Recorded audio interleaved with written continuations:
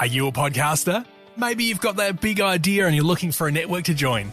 The multi-award-winning Ozcast Network can get your content to eyes and ears all over the world. Join now for the first month free, and you could be featuring this sound at the beginning of your podcast. Ozcast. Simply head to ozcastnetwork.com for details.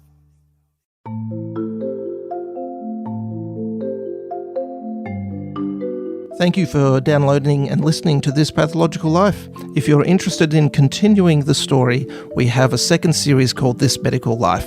Please download it and subscribe now.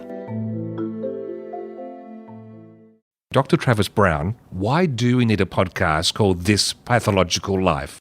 Every disease has its own story to tell. So we're going to tell them.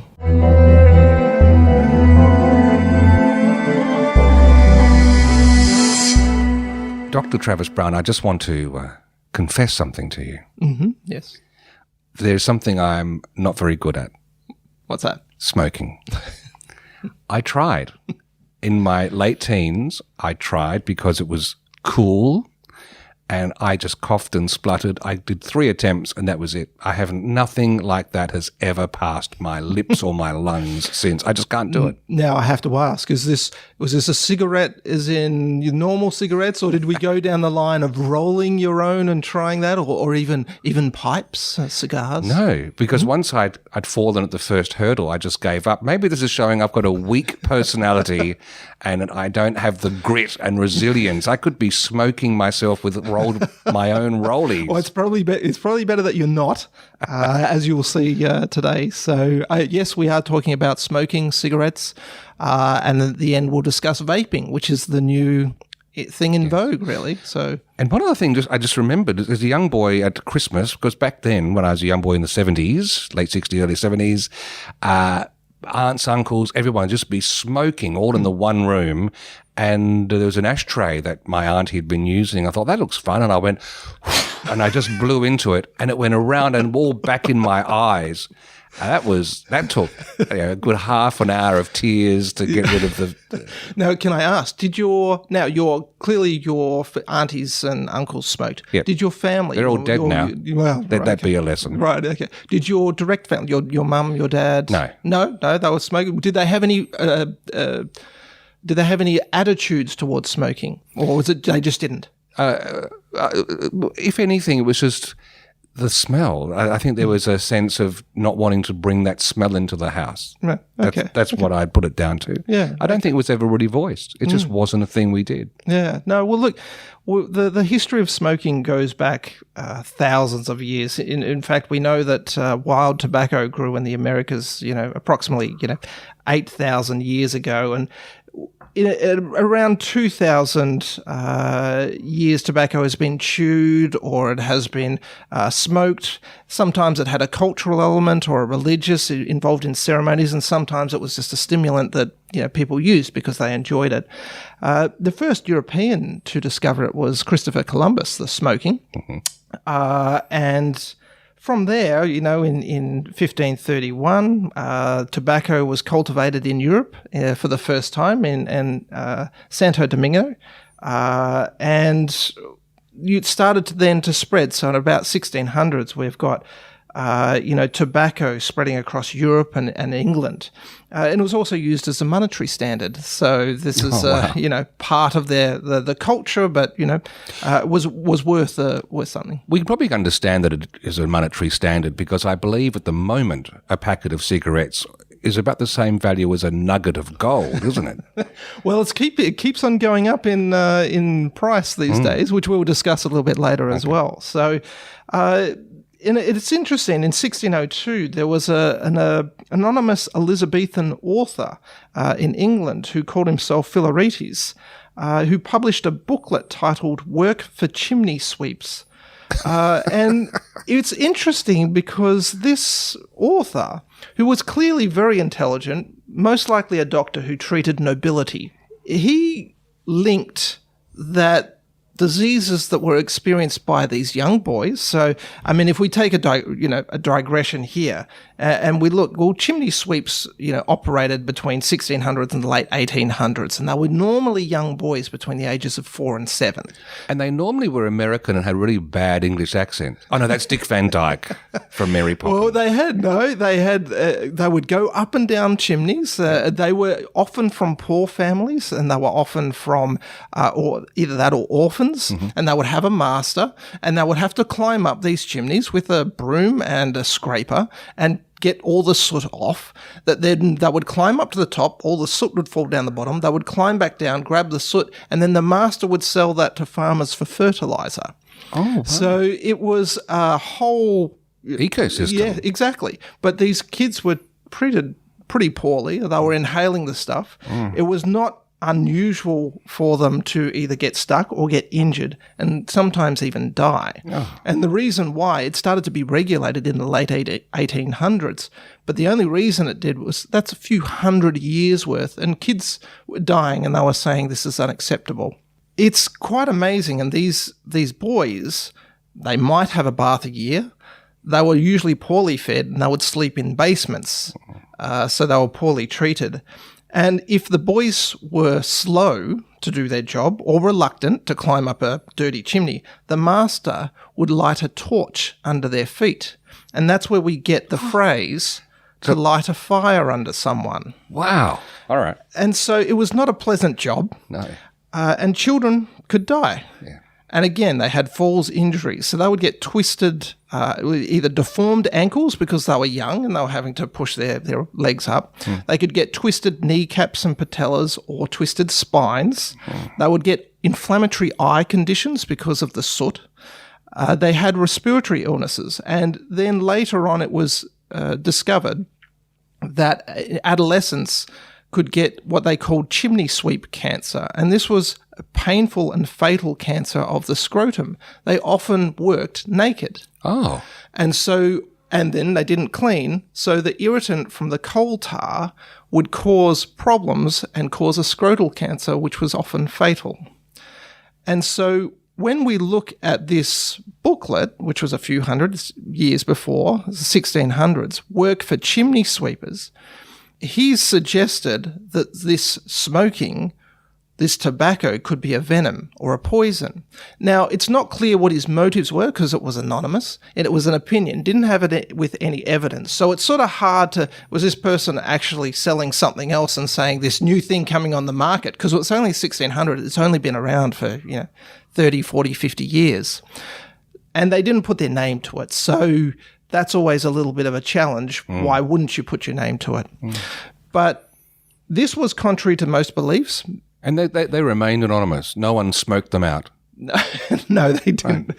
So it was one of those things. But at this time, smoking was used for leisure. It was also used for medicine. And so people would get this ailment and they would say, well, if you've got a lung, smoke it out. And so often this author suggested that that would probably make things worse for you. They are right, but a lot of their rationality was wrong. So when they were explaining that, someone who is a larger person, he wrote fat, when they started smoking, they actually lost weight. So he thought that the reason you lost weight is because you lost the food value that you're eating. Now, that's not right. You actually increase your metabolism, but that's the kind of, he was in the right area, but that's where he was thinking. And so this brings us to 1795. We have Samuel Thomas von Semmering of Maine in Germany, and he noticed that pipe smokers started to get lip cancers. And then in 1798, we have the US physician Benjamin Rush, who wrote about medical dangers of tobacco.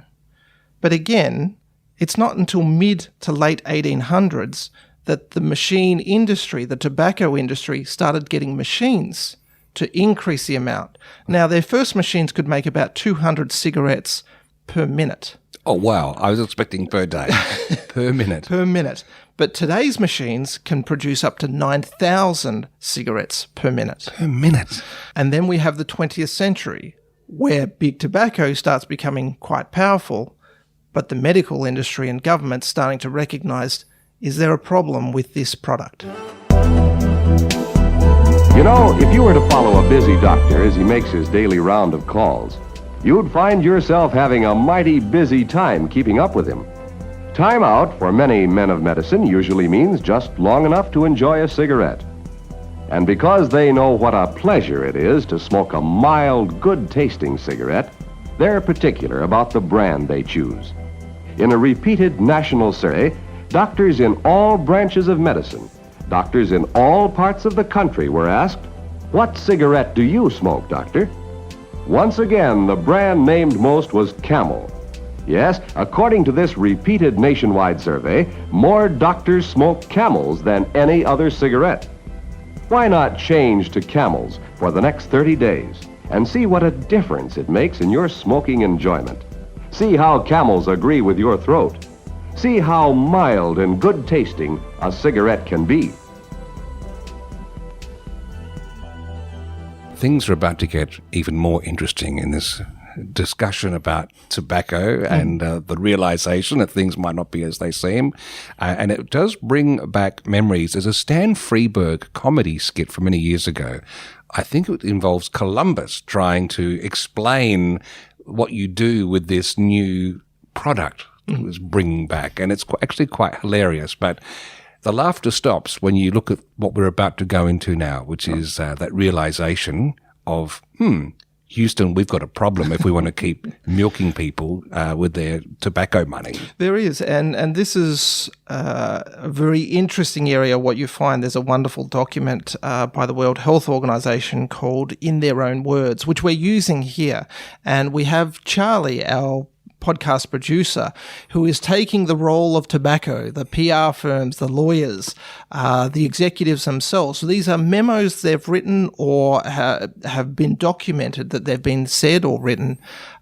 So to give the listener the view of what the tobacco was saying at the time as evidence grows. And we have Steve, who will be our voice of the government, of medical institutions, of research scientists, to say, when did people know, and then what was the strategies employed? So I'm glad you've both typecast us.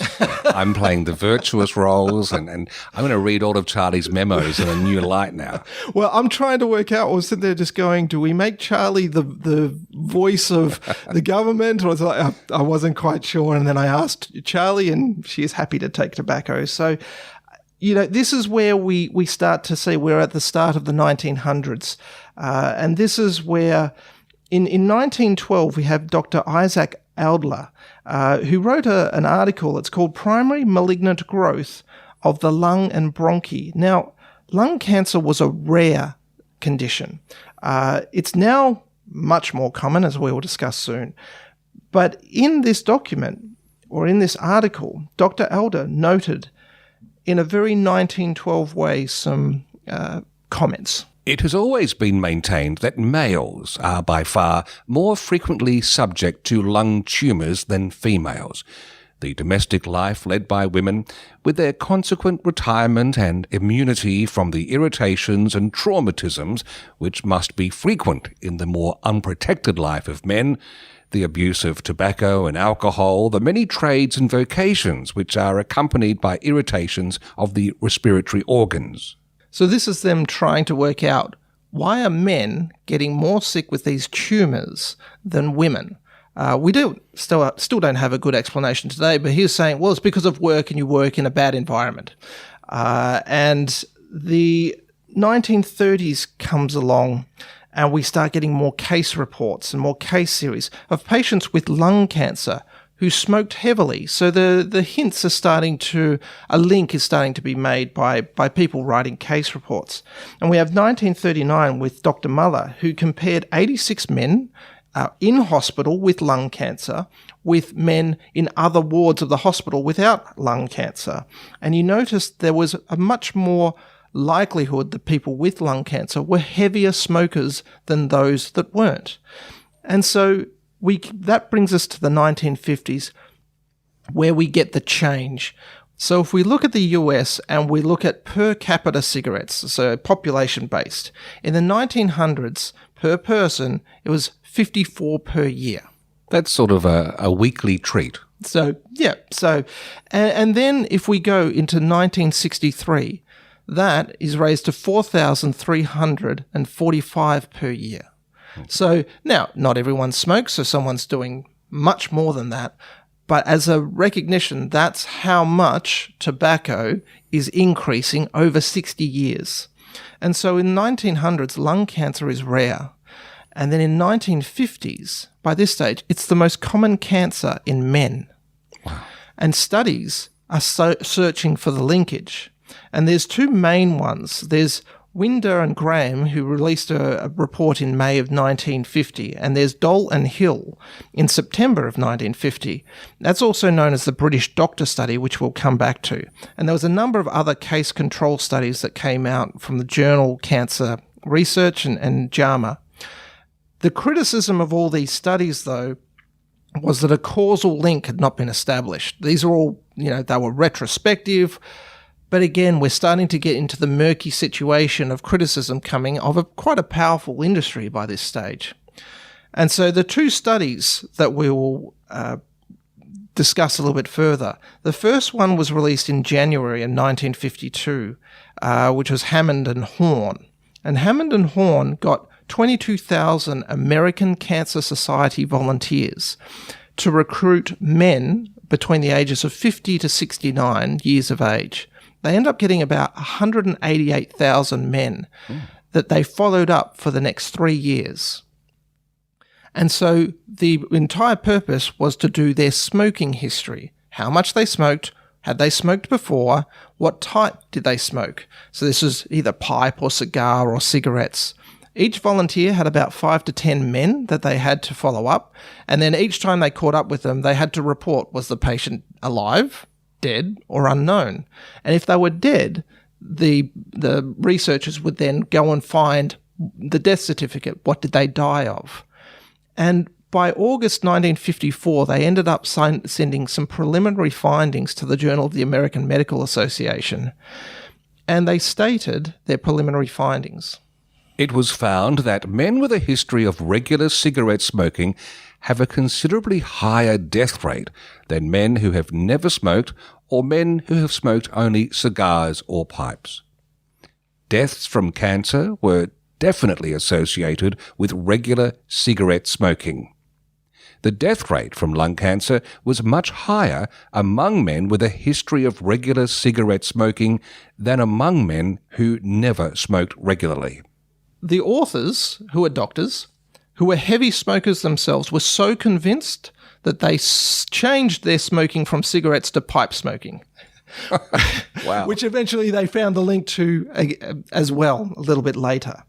And so we first have in 1954 a large-scale prospective study, and they concluded, "We are of the opinion that the associations found between regular cigarette smoking and death rates from diseases of the coronary arteries and between regular cigarette smoking and death rates from lung cancer reflect cause and effect relationships." So this then takes us to the British Doctor Study by Dole and Hill.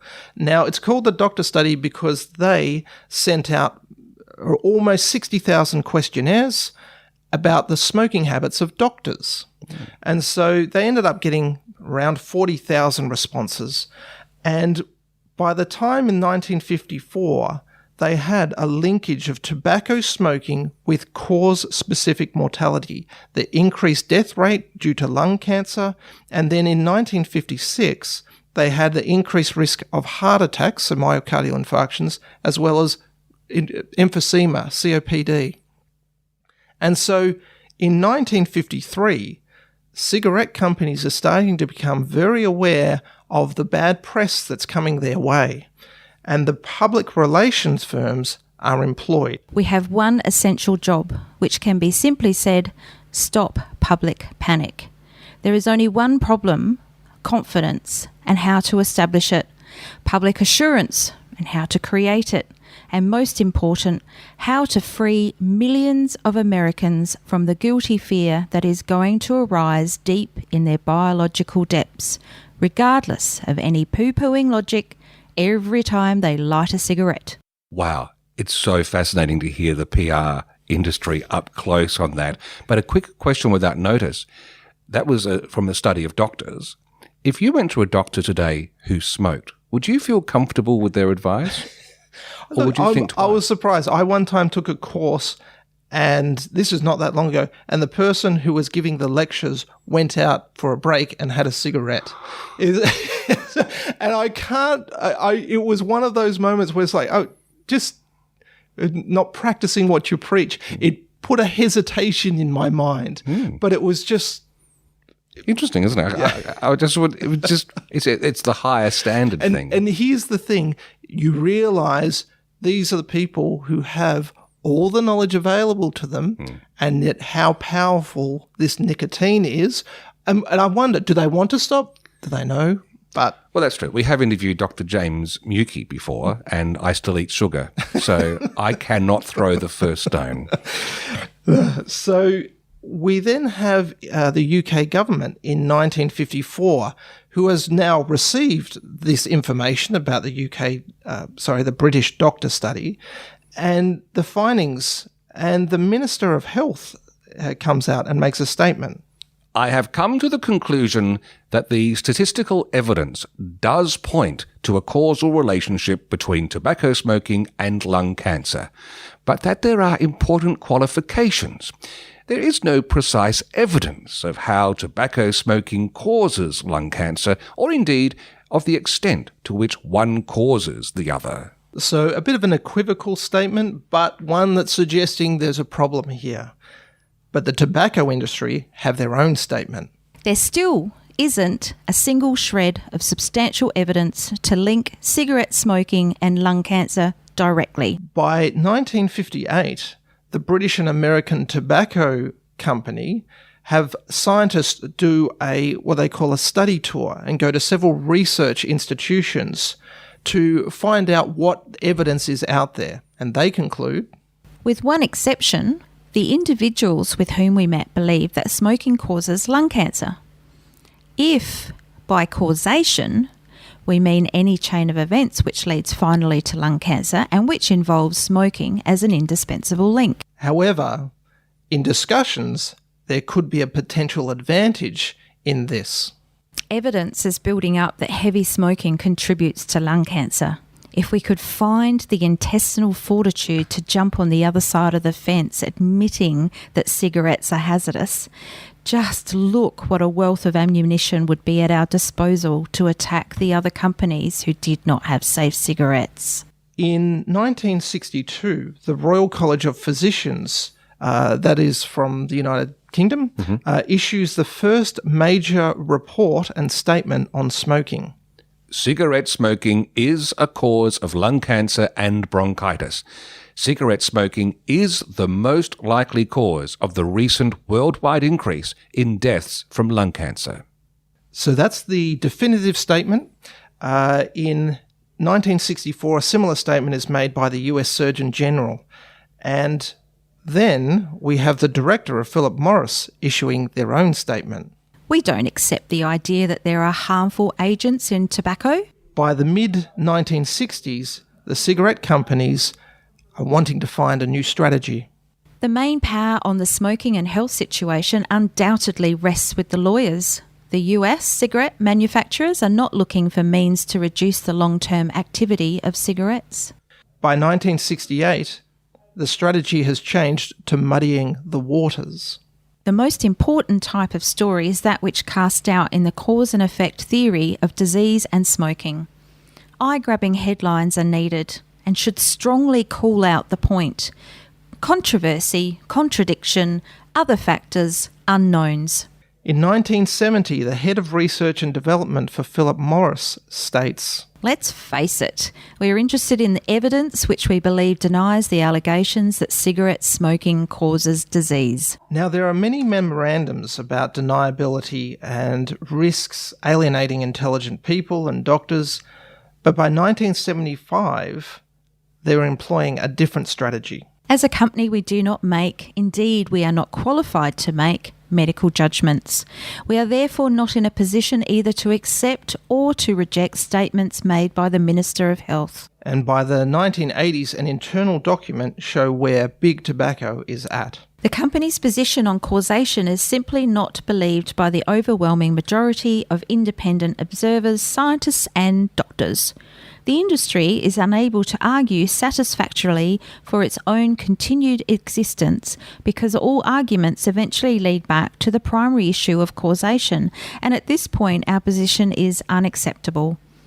Our position on causation, which we have maintained for some 20 years in order to defend our industry, is in danger of becoming the very factor which inhibits our long-term viability. On balance, it is the opinion of this department that we should now move to position B, namely, that we acknowledge the probability that smoking is harmful to a small percentage of heavy smokers. By giving a little, we may gain a lot. By giving nothing, we stand to lose everything. And in 1982, the US Surgeon General states, cigarette smoking is the chief, single, avoidable cause of death in our society and the most important public health issue of our time. But by 1989, the tobacco industry has come full circle, and this statement sums up their approach. The view that smoking causes specific diseases remains an opinion or a judgment, and not an established scientific fact. So we have the memorandums from the tobacco industry. So from the early 1960s, they knew of the addictive capabilities of nicotine, and they knew this was the reason people continued to smoke. In 1994, the CEOs of large tobacco companies testified in front of Congress that nicotine is not addictive. So throughout the decades, we also see that there have been different strategies from the tobacco industry. They have marketed to children, and they marketed it as an adult product, knowing that advertising that as an adult product would encourage children who wanted to be more adult, cool, grown up. Yeah. Exactly. They also advertised it as rebellious or self-confident and as a freedom. For men, they made it masculine, and for women, they made it feminine. Mm-hmm. And so the two most successful advertising campaigns, and I'm sure everyone knows it, is the Marlboro Cowboy and the cartoon Joe the Camel. And they advertised in sporting and racing and magazines, and these were incredibly effective. Now, this story paints Big Tobacco as a quintessential bad guy. And it's easy because they are. Yeah. But this is not a good guy versus bad guy story. And the reason that is because when we start to look at it, it's important to note that this has been about 60 or 70 years worth of government warnings. Don't smoke, it's bad for you. But there's no ban. It's still a product that can be purchased legally and even responsible for millions of deaths. Let's use Australia as an example. The licensing fee started in 1975. The government received, now this isn't adjusted for inflation, $2 million from the tobacco industry for licensing fees. In 1992, this was over $1 billion.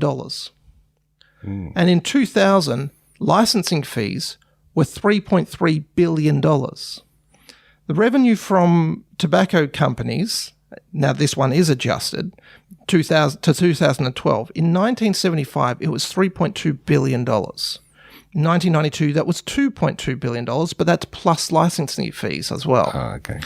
And then in 2000, licensing fees were done away with, but that's because they increased the taxes on direct tobacco products. So in 2001, there's $6.3 billion of taxes that the federal government got. In 2012, that was 6.5. 2019, that was $12.2 billion. And it's estimated to be in 2020, $17 billion. Wow. So this is a bad guy versus someone on the take. Yes. And so it's a hard habit to give up, that revenue. Well, that's right. So that's where we are. The government knows it's bad and telling us it's bad, but if you take it, we're going to earn lots of money from the tobacco industry. Let's come back and look at this from the body's perspective through the lens of pathology.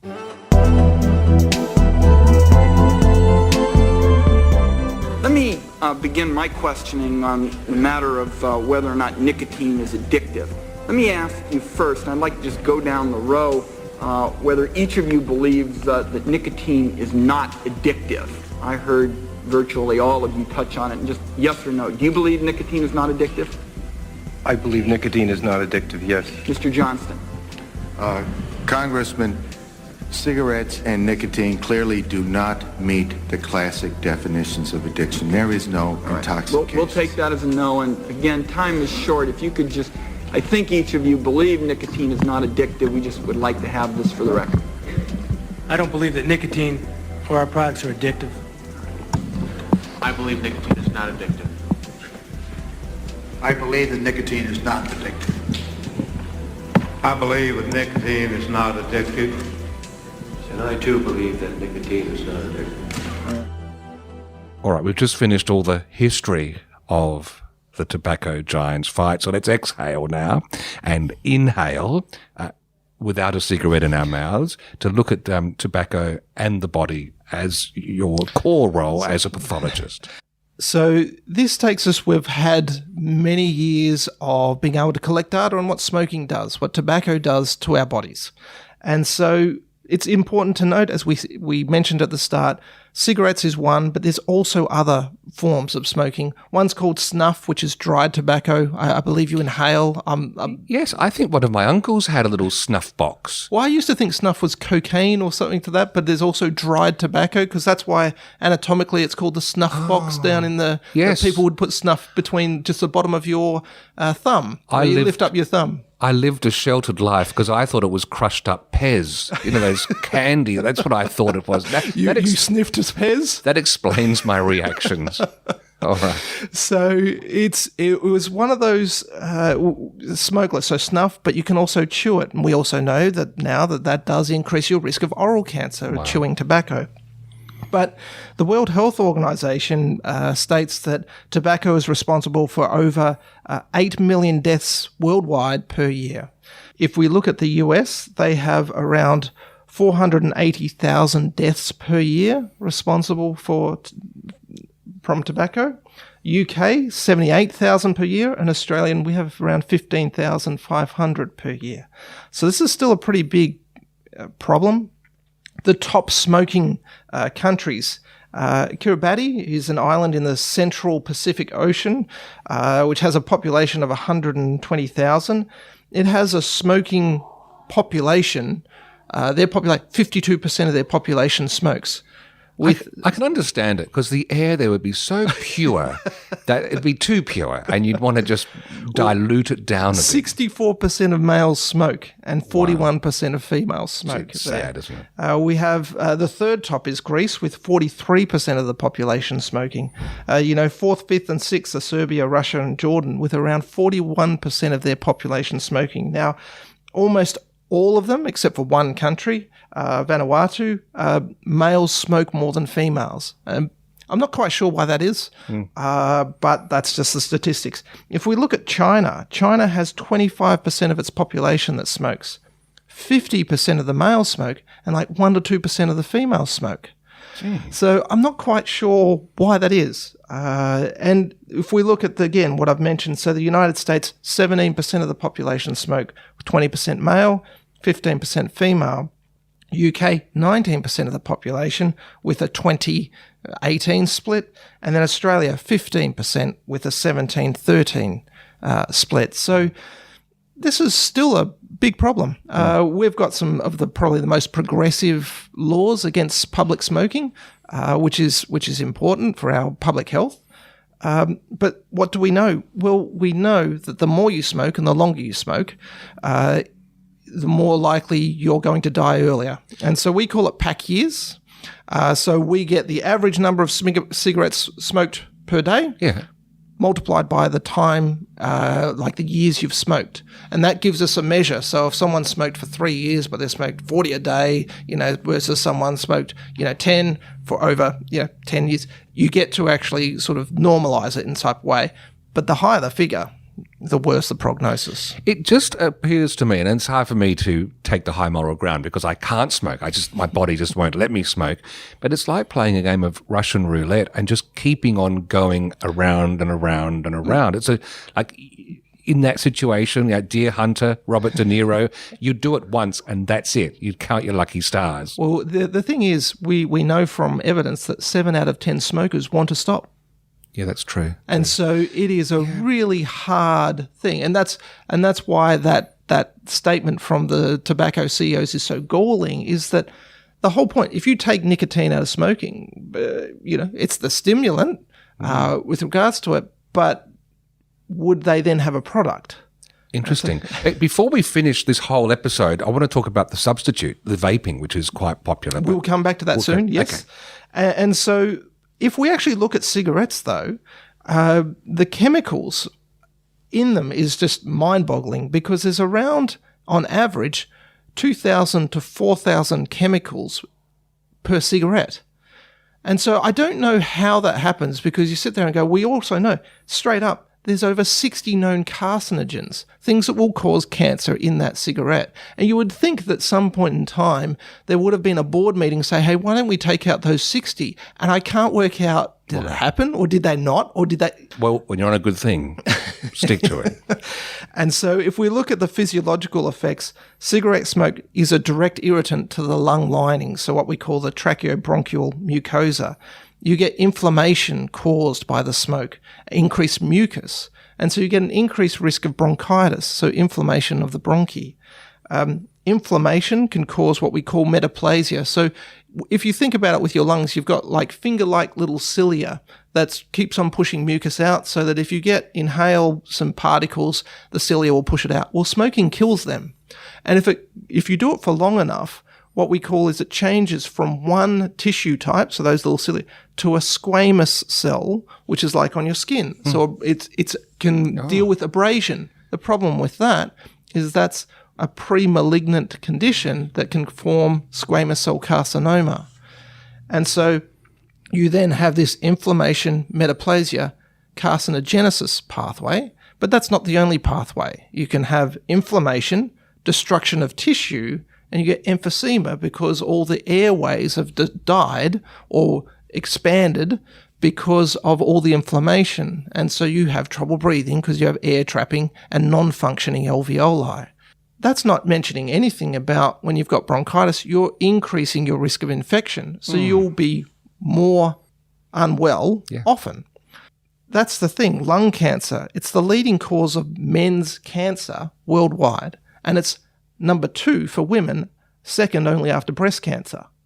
We also know it's associated with other cancers, such as esophagus, pancreas, kidney, bladder, bone marrow, and cervix. It's associated with those cancers too. So you'll have an increased risk of cancer in those areas if you smoke. Yes.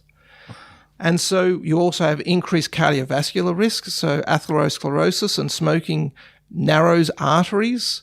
And so you have an increased risk of heart attacks, myocardial infarctions. I miss those bits in the Marlboro Man ads where I'm sure he would have mentioned that. He did later on. Yeah, he did. And then we also have the risk of pregnancy. So you can get pregnant from smoking. well, I've got to read that textbook a little bit. No. But if you are pregnant, it affects the fetus. And women have an increased risk of spontaneous abortion. You can have preterm births, low birth weight, intrauterine growth retardation. And then we come to the last area with environmental smoke, secondhand smoke. Oh, yes. So when you're breathing that in, people exposed to secondhand smoke have an increased risk of lung cancer themselves. And so the US estimates around 10% of their lung cancers are due to secondhand smoke. So they say about 41,000 lung cancers or deaths per year are due to environmental or secondhand smoke. Which is really interesting because I've been having some counter meals during the last few weeks, and there's a beer garden where people can smoke. And if someone orders a meal out there, the staff are not allowed to take it to them. They bring it inside, and the patron has to come in from the smoke yard and grab their food and take them back. And I thought, that just seems petty official bureaucracy, but... No, well, that's a public health measure, and there was a successful case decades ago about a person, a waitress, who sued their employer because she got cancer from working in a smoke environment. So Australia has some of the most progressive and probably aggressive anti-smoking campaigns, which is unusual for us when we go overseas and people are just smoking. Yeah, exactly. So it's sort of a... Mind you, the wind just blows the smoke in from the beer garden into the venue, but... Well, that's right. Well, I had brothers who were older and sort of enjoyed the nightclubs, but it used to be that they would go out and you would smell of smoke because it was in the pub. That was just how your room smelt after a night out. But not you, just your older brother. No, I was too busy playing basketball. But what they had was that's sort of the laws that have come through. So not only that, the risk of coronary artery disease and myocardial infarction, 30 to 60,000 associated deaths with environmental smoke. And so what we find is that there is one glimmer of hope, and that people who cease smoking greatly reduce their risk within 5 years after they've stopped smoking. And so their overall mortality reduces and the risk of coronary vascular disease reduces. It reduces within about 21% within 5 years. However, there is an excess risk that persists for over 30 years. So it's still there, but there is hope if someone does stop. All right. Well, let's come back for the final section in just a moment, because I'm just choosing whether to have another cup of coffee or a coffee-flavoured vape.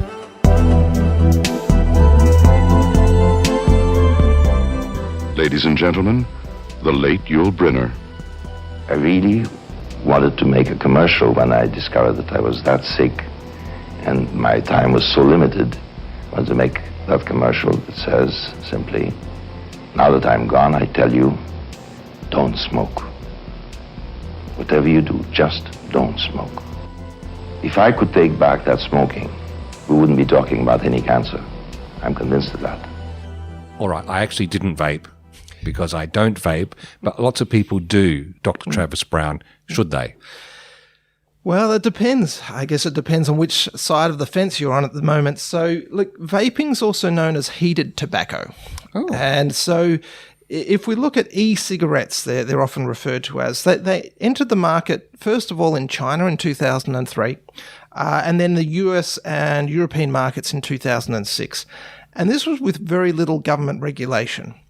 Now, e-cigarettes, they can also be called electronic nicotine delivery system, or ENDS, has a cartridge. And so I had to sort of look at it and try and work out, well, what is it? I don't vape. So effectively, you get three main elements. You get a liquid, something called an atomizer, and a battery. And the atomizer is a vaporization chamber, which has a heated element in it. And so the user presses a button, activates the atomizer, it heats it, turns the liquid into vapor or an aerosol, and you inhale. Mm-hmm. And not only that, you then perform, because I do a lot of theatre reviewing, and the people in the theatre circles have taken to vaping, and they like being seen vaping.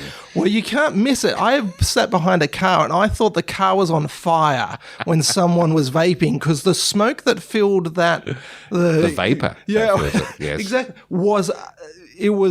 I couldn't see through it. Yeah. And then the window it gushes out. So I'm amazed at how much smoke is created. But look, the vaping products contains less chemicals, and we'll discuss some of the ingredients here, but it's still an unknown quantity in the most part. Okay. And so research is suggestive it's bad for you, but not as bad as just normal cigarettes. Mm-hmm. So we know that nicotine is addictive. There is a toxicity element to it. It's not a carcinogen, but it does increase your blood pressure and it spikes adrenaline. So that's part of probably the buzz about it. But we don't know the long-term consequences of the chemicals in vaping. So how strong is the association? There seems to be some association with chronic lung disease, with a bit of asthma and cardiovascular disease, but the cardiovascular disease is often associated because people who vape tend to also smoke traditional cigarettes as well.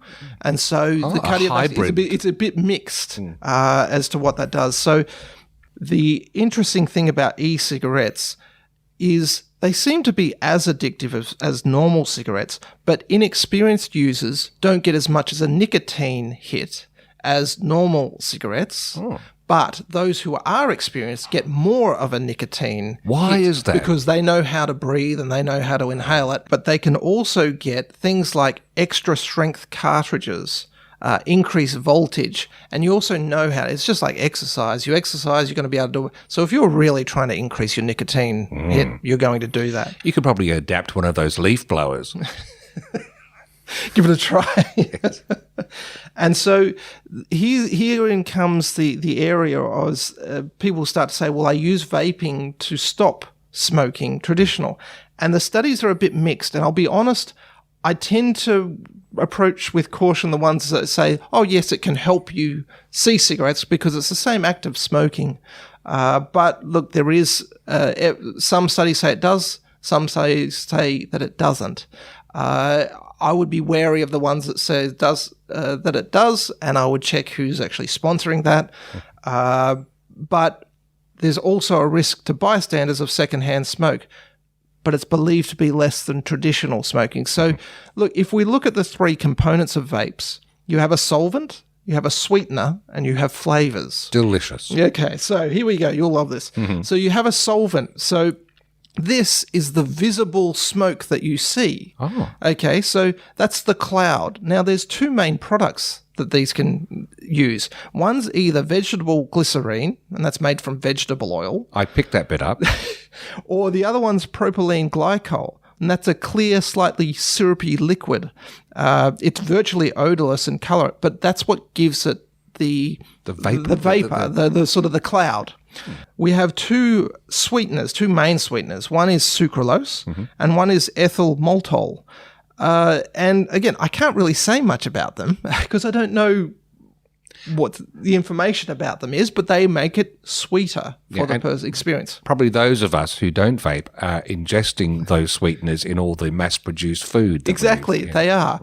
And so then we come to the flavors. Now, there's over 7,000 flavors that are done. This includes candy, fruit, soda. There's even alcohol. And it's clear what the purpose of these flavors are. Because, look, I'm guessing the 50-year-old biker is not arguing with his mate whether they've got, blueberry, vanilla or, whatever. So peppermint musk. Yeah, exactly. They're not arguing over that. This is clearly a targeted strategy to get young people on board. Now, here's the thing. All these ingredients are recognized as safe from the FDA as a food. And so we don't know what happens, and there's uncertainty when you aerosol these products and then inhale them. And so there is some studies, some suggestions that sucralose, so the sweetener, can become carcinogenic when you heat it and inhale it. And so when we look at flavors, we know that cinnamon becomes cytotoxic when inhaled. Really? So it can kill some cells inhaled and heated. And so there was a study from Yale University that vanillin, the vanilla-based flavor. Bean extract causes lung irritation and damage. And there's other ingredients that come along in this area as well, which is THC, so tetrahydrocannabinol, as well as cannabidiol. So these are compounds from cannabis, from marijuana. They might be the ones that the theatre people are vaping. Maybe, but here's the thing. They are usually added. They can be added, and it seems to have caused some problems when it's added because that's some association with lung disease. But we're not quite sure. Again, we don't have that evidence at the moment. And so there have been other compounds found that haven't been labelled. So things like tin, lead, nickel, chromium, manganese, arsenic, even tobacco-specific nitrosamines. These are all... They're in there. So, but again, we don't know the full extent of how much they're in there. Are they in some and not others? Much more male blokey for marketing, though, to have tin vaping or mercury. Well, I don't know. Maybe that's a flavour. So it's sort of, Wow. But and look, that brings us to, well, who's vaping? And, in 2018, we've got the National Health Interview Survey, and the greatest increase of people who are vaping are between the ages of 18 and 24. And look, most people who use it were current cigarette smokers. But there's other studies. In 2015, the US Surgeon General reported there was a 900% increase in high school students using vaping. And so that's who's being targeted, that's who's taking it up, and that's who will continue. You have a 60, 70-year history of a marketing to people who are already on board. And so that's quite a strategy. At least when they're vaping, they're not using their mobile phones. Well, so, and this brings us to the last part. So has there been any instances of, disease? Look, there's something called EVALI, and this is e-cigarette or vaping-associated lung injury. The CDC in America has reported over 2,000 cases of this. And this is and 60 reported deaths. The diagnosis of EVALI is a patient who has a history of vaping, and they're presenting with a flu-like illness and lung consolidation, and then all other causes are excluded. So things like it's a flu or a pneumonia or bacterial cause, COVID, whatever. Other causes excluded. So that's the definition of EVALI. So, but for these people who died, what they've found associated is these people most likely modified their vaping device. There was possible some usage of black market modified liquid that they used, particularly with the THC. Yeah. And there was an association of an additive with vitamin E acetate. There is an association. Again, we don't really know the full extent of chronic. We do have some indication. There was a Hong Kong study that interviewed 45,000 students. These students reported that there was increase associated with respiratory symptoms such as cough and phlegm. So there might be some irritation, and that might go down that pathway again where normal cancer goes. And what we've found is that there is some associated chronic bronchitis symptoms. So that's where vaping is. We don't know the long-term effects of it. It's probably less than cigarettes, but it's more than not smoking. All right. Well, thanks for being a party pooper. No more vaping, no more smoking for some listeners, but fascinating insight. And just, it's the devil in the detail, isn't it? There's all those other ingredients that are not on the list necessarily that can take us by surprise. All right. That's it. Smoko. This Pathological Life is produced by ClinPath Pathology in South Australia. Episode notes, references and learning objectives, when applicable, can be found at thispathologicallife.com.au. And you can contact the hosts on Twitter via @Dr. Travis Brown or @Steve Davis.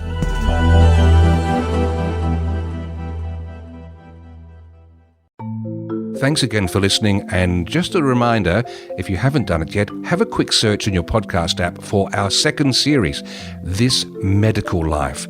Dr. Travis Brown has rolled up some extra guests, some extra topics, and we continue the story there, and we'd love to have you along. Are you a podcaster? Maybe you've got that big idea and you're looking for a network to join.